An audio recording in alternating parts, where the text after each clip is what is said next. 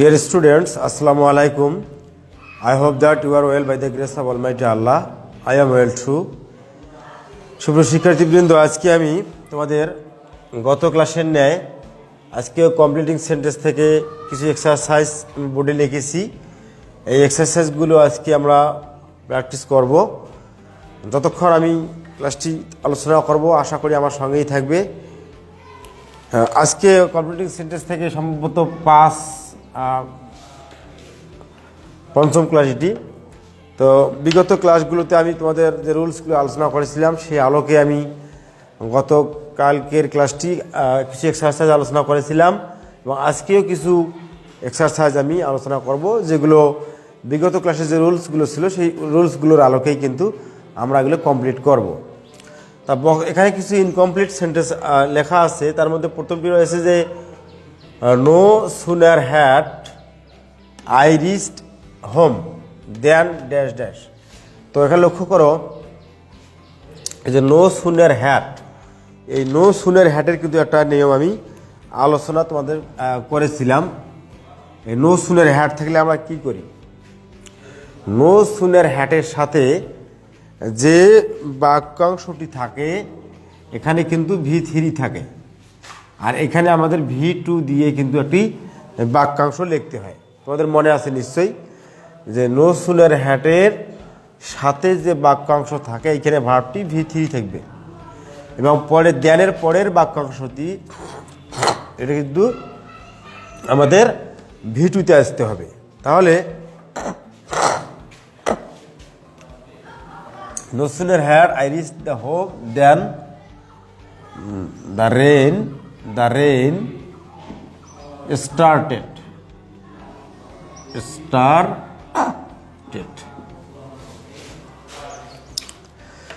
সুপ্রিয় শিক্ষার্থীবৃন্দ, লক্ষ্য করো no sooner had I reached the home than the rain started. এখানে নো সুনারের সাথে অংশটিতে রয়েছে V3 যুক্ত ভার্ব এবং এখানে রয়েছে দ্যানের পরে পাস্ট ফর্মে, অর্থাৎ এখানে আমরা যে বাক্যাংশটি লিখলাম সেই বাক্যাংশটি হলো পাস্ট ইনডিফিনিট টেন্সে কিন্তু আমরা এটা কমপ্লিট করেছি। তো অবশ্যই এটা তোমাদের মনে রাখতে হবে। এরপরে আমি আসি দ্বিতীয় সেন্টেন্সটি। এখানে রয়েছে হি ওয়াজ সো লেজি দ্যাট। এখানে লক্ষ্য করো, তোমরা বুঝতে পারছো যে এখানে কোন নিয়মটি ফলো হয়েছে। এখানে হয়েছে দেখো সো এবং দ্যাট, অর্থাৎ so dash that. So dash দ্যাটের কিন্তু একটা নিয়ম তোমাদের আমি আলোচনা করেছিলাম। এই সোয়ের পরে রয়েছে অ্যাডজেক্টিভ এবং দ্যাটের পরে যে সাবজেক্টটি থাকবে তারপরে কুড নট বা ক্যান নট বসাতে হবে। তোমরা জানো সো ড্যাশ দ্যাটের ক্ষেত্রে দ্যাটের পরে যে ক্লোজটি থাকে সেই ক্লোজটিতে ক্যান নট বা কুড নট বসাতে হয়। যেমন এখানে আমাদের বসাতে হচ্ছে he was so lazy that he could not. এখানে কুড নট কেন দিলাম? যেহেতু বাক্যে এখানে ওয়াজ ছিল, পাস্ট টেন্স ছিল, এই জন্য আমাকে এখানে কুড ব্যবহার করতে হয়েছে। হি কুড নট ওয়াক ফাস্ট। তাহলে লক্ষ্য করে এখানে যে যখন আমি সো ড্যাশ দ্যাটযুক্ত বাক্য পাবো তখন আমরা কী করবো? দ্যাটের পরে যে ক্লোজটি হবে এই ক্লোজটিতে সাবজেক্টের পরে কুড নট বা ক্যান নট বসাবো। যেহেতু এখানে পাস্ট টেন্স ছিল এজন্য এখানে কুড নট ব্যবহার করা হয়েছে। যদি এখানে প্রেজেন্ট টেন্স থাকতো তাহলে এখানে কিন্তু ক্যান নট ব্যবহার করা লাগতো। আশা করি তোমরা এটা বুঝতে পেরেছ। এবারে আসি আমরা পরের বাক্যটিতে। It is health which. তাহলে এখানে লক্ষ্য করো এই যে হুইচটা রয়েছে এই হুইচটা কিন্তু একটি রিলেটিভ প্রোনাউন। সাধারণত আমরা যে কনজাংশনগুলো নিয়ে আলোচনা করেছিলাম বিগত ক্লাসগুলোতে, যদি কোনো বাক্যের মধ্যে কনজাংশনের আমরা কোনো চিহ্ন না পাই সেই বাক্যগুলো কিন্তু রিলেটিভ প্রোনাউনের মাধ্যমে আমাদের কমপ্লিট করতে হয়। তাহলে এখানে রিলেটিভ প্রোনাউন দেওয়া আছে, তাহলে আমাদের কী করতে হবে, এখানে আমাদের কাজটি হচ্ছে যে বাক্যটিকে বর্ণনা করতে হবে। একটি বাক্য রয়েছে, সেই বাক্যটিকে বর্ণনা করব। তাহলে ইট ইজ হেলথ, এটা ইয়া হয় স্বাস্থ্য, হুইচ ইজ ওয়েলথ, যা সম্পদ। ইট is health which is wealth, which is wealth. এখানে লক্ষ্য রাখার বিষয় হলো ইট is health which is wealth. আমি এখানে অন্যভাবে লিখতে পারতাম যে ইট is health which is needed for us. এখানে আমার যা খুশি আমি লিখতে পারি, কারণ আমার বাক্যের অর্থের সাথে মিল করে এবং টেন্সগত মিল রেখে, টেন্স এবং অর্থ মিল রেখে আমি যা খুশি ভাব বসাতে পারি। যদি অর্থ মেলে, বাক্যের এপাশ ওপাশ অর্থ যদি মেলে তো হয়ে গেল, এবং টেন্স যদি মেলে তাহলে তো হয়ে গেল। টেন্স এবং অর্থ ওই দুটো মিললে আমি যা খুশি বসাতে পারি। এখন নেক্সটে আসি। এখানে দেখো যে হি সাকসিডেড দো, দো এবং অলদো। তোমরা কি দো অলদো সংক্রান্ত নিয়ম জানো না? অবশ্যই জানো, এটা বিগত ক্লাসগুলোতে আলোচনা করা হয়েছে, তোমরা নিশ্চয়ই মনে রেখেছো। এখানে দো অলদো হচ্ছে বিপরীত অর্থ, যদিও। যদিও তাহলে বিপরীত অর্থের দুটো ক্লোজ থাকে। এখানে আছে হি সাকসিডেড, সে সফল হয়েছিল। যদিও, যদিও কি he did not work hard, did not work hard. এখানে কি দিলাম, এটা যেহেতু পাস্ট টেন্স ছিল তো এই জন্য আমাদের উভয় ক্লোজকেই পাস্টে নিয়ে আসতে হয়েছে। খেয়াল করবা যে একটি বাক্যের উভয় ক্লোজকেই কিন্তু একই টেন্সে রাখতে হয়। তো এখানে আমাদের পাস্ট টেন্স ছিল আর পরের ক্লোজটিতে পাস্ট টেন্স ব্যবহার করেছি। তার এখন আমরা নিয়মটির দিকে যাব। নিয়মটি হলো দো অলদো মানে হলো যদিও। এখন এই দো অলদো থাকলে কি হয় যে আমাদের বিপরীত অর্থ দুটো ক্লোজ যুক্ত করতে হয়। এখানে রয়েছে দো, হি সাকসিডেড, হি সাকসিডেড সে সফল হয়েছিল। যদিও he did not work hard, যদিও সে কঠোর পরিশ্রম করেনি। কঠোর পরিশ্রম করেনি তাহলে তার কি হওয়া উচিত? যে কঠোর পরিশ্রম করে না, যে কঠোরভাবে কাজ করে না, তাহলে তার কি হওয়া উচিত? তার ব্যর্থ হওয়া উচিত। যে সে কঠোর পরিশ্রম করেনি, কঠোরভাবে কাজ করেনি, তাহলে তার কী হওয়া উচিত? ব্যর্থ হওয়া উচিত। কিন্তু সে ব্যর্থ না হয়ে কী হয়েছে? সফল হয়েছে। তাহলে এই দো অলদো দ্বারা এ পাশের সাথে এ পাশের বিপরীত অর্থ হয়েছে। এটাই হলো দো অলদোর নিয়ম, উভয় ক্লোজ বিপরীত। এরপরে আমরা আসি যে অ্যাজ আওয়ার এল্ডার্স লাভ আস। তোমরা জানো এই যে as, since, because, as, since, because, এই যে রুলসটা আছে এটা আমার প্রথম ক্লাসে আলোচনা হয়েছিল যে অ্যাজ এবং সিন্স থাকলে কি হয়? ক্লোজ একটি অংশ কারণ, অন্য অংশটি হয় ফলাফল।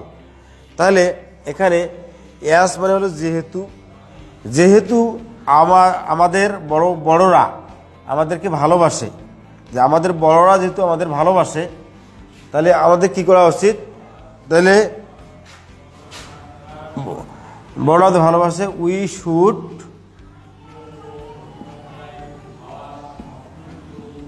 Respect them. হ্যাঁ, বা উই রেসপেক্ট দেম দিলেও হবে। যেহেতু বড়রা আমাদের ভালোবাসে, উই রেসপেক্ট দেম, আমরা তাদের শ্রদ্ধা করি। বা উই শুড রেসপেক্ট দেম, আমরা তাদের শ্রদ্ধা করা উচিত। এবার উই শুড রেসপেক্ট দিলেও হবে, বা শুডটাকে যদি আমরা না দিই তারপরেও হবে, হ্যাঁ উই রেসপেক্ট দেম। তাহলে বড়রা আমাদের ভালোবাসে আর আমরা তাদের শ্রদ্ধা করি। এই হলো অ্যাস। অ্যাসটা হচ্ছে কি? একটা কারণ আর একটা ফলাফল। কারণ একটা ফলাফল। বড়রা আমাদের ভালোবাসে, এটা একটা কারণ। বড় ভালোবাসার কারণে আমরা কিন্তু তাদেরকে আমরা শ্রদ্ধা করি। এরপরে আমরা আসি as soon as I got up from bed. লক্ষ্য করো এখানে যে আমাদের কোন নিয়মটি এখানে আসছে। এখানে আসছে অ্যাজ সুন অ্যাজ, এই নিয়মটি আসছে। তো এখানে যেমন দোয়ালদোর নিয়ম ছিল, এখানে আবার অ্যাসের নিয়ম ছিল, এখানে অ্যাজ সুন অ্যাসের নিয়ম আসছে। তাহলে অ্যাজ সুন অ্যাসে কী আছে আমাদের এখানে? অ্যাজ সুন অ্যাজ, এই অ্যাজ সুন অ্যাজ এই নিয়মটি হলো যে উভয় ক্লোজ পাস্ট ইনডিফিনিট টেন্স হবে।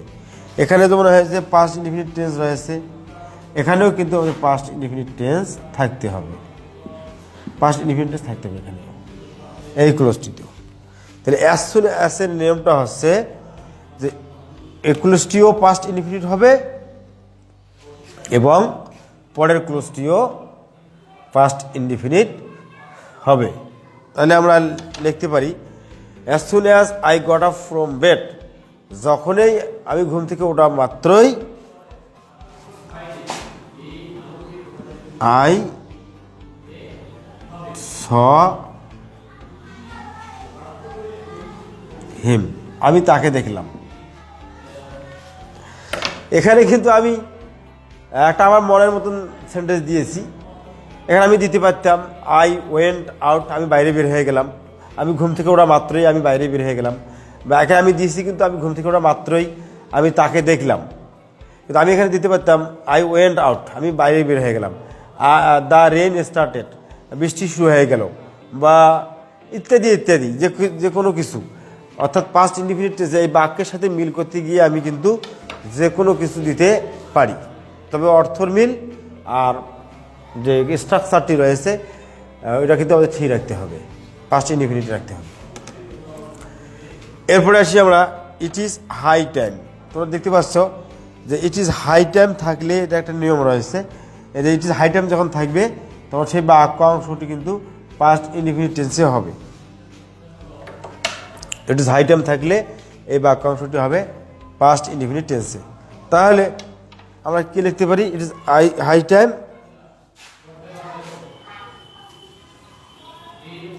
উই মেট লাস্ট, এই যে পাস্ট ইনডিফিনিট দিচ্ছি এখানে কিন্তু আমি ইট ইজ হাই টাইম থাকার কারণে এখানে কিন্তু আমি পাস্ট ইনডিফিনিট দিয়েছি। এই দেখো মেট কিন্তু পাস্ট টেন্স। অনেকদিন হয়ে গেল আমাদের শেষ দেখা হয়েছে, এখানে কিন্তু ইট ইজ হাই টাইম থাকার কারণে আমাকে পাস্ট ইনডিফিনিট টেন্সে লিখতে হয়েছে। আশা করি তোমরা আজকের যে ক্লাসের যে আলোচ্য বিষয়গুলো ছিল তোমরা বুঝতে পেরেছো। আমি প্রত্যেকটা এক্সারসাইজে একটি করে নতুন রুলস আনার চেষ্টা করেছি এবং একটি করে রুলস দিয়ে একটি করে এক্সারসাইজ দেওয়ার চেষ্টা আমি করেছি। যেমন এখানে নো সুনার হ্যাডের রুলস ছিল, তারপরে শো ড্যাশ দ্যাটের রুল ছিল,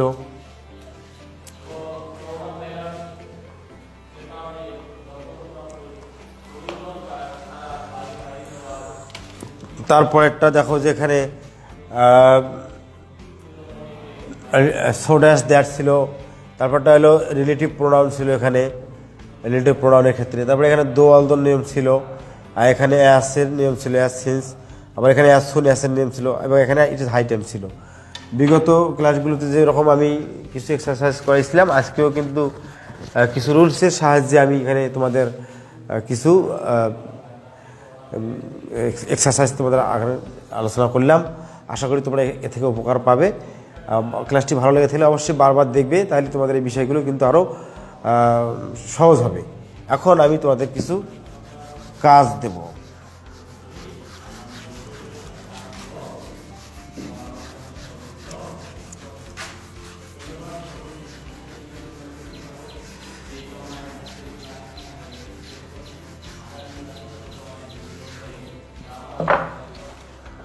তোমরা লিখে নিবা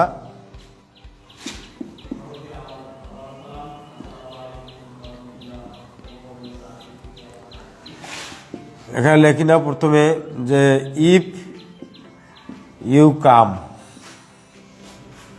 এটা কিন্তু তুমি দেখতে পাচ্ছ এখানে ইফ দেওয়া আছে কন্ডিশনাল, এই ইফ দিয়ে তোমরা এটা বাকি ইনকমপ্লিট সেন্টেন্সটা কমপ্লিট করবা। এরপরে দেব আমি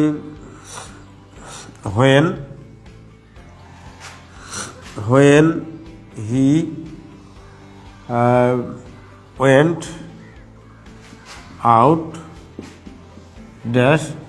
তোমরা এখানে দেখতে পাচ্ছ যে আমি হোয়েন দিয়েছি, হোয়েন দিয়ে নিয়ম আছে, হোয়েন দিয়ে কী হয় সেটা তোমরা জানো। বিগত ক্লাসে আলোচনা হয়েছিল, তোমরা এখানে ওটা কমপ্লিট করবে। এরপরে আমি দেই হি টক্স, TALKS, টক্স অ্যাজ ইফ। এখানে অ্যাজ ইফ দেওয়া আছে। অ্যাজ ইফ দিয়ে কী হয়, অ্যাজ ইফের নিয়মটা তোমাদের জানা আছে নিশ্চয়ই। তো অ্যাজ ইফ দিয়ে এখানে হোয়েন, এখানে ইফ, এখানে অ্যাজ ইফ দিয়ে আলোচনা করবে। অ্যাজ ইফের নিয়মটি কী, সেই নিয়মটি দিয়ে তোমরা এই বাক্যটি কমপ্লিট করবে। এরপরে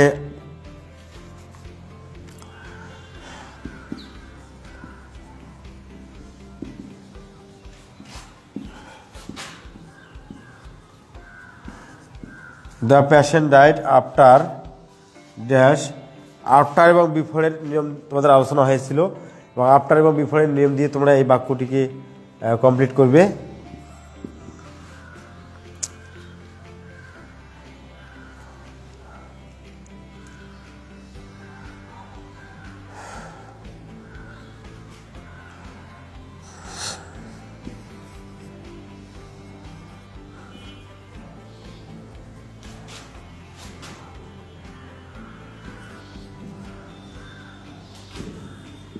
এখানে অর বা আদারওয়াইজ, অর বা আদারওয়াইজ দিয়ে কী হয় বাক্যের নিয়মটি তোমরা এখানে খেয়াল করবে। অর এখানে আফটার খেয়াল করবা।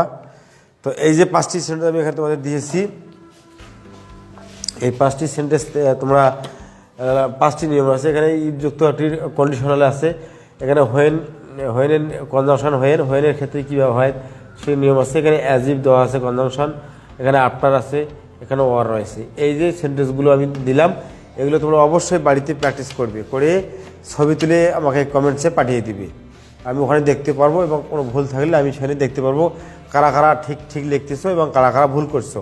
তাহলে আমি পরের ক্লাসে আবার সেই এক্সারসাইজগুলো নিয়ে এসে আলোচনা করতে পারবো। তো আমার এই ক্লাসটি যদি তোমাদের ভালো লেগে থাকে, তাহলে অবশ্যই তোমরা কি করবে, আমাকে কমেন্টসে জানিয়ে দিবে। আর এই ক্লাসটি বারবার দেখবে, আর বেশি বেশি লাইক, কমেন্ট এবং শেয়ার করবে।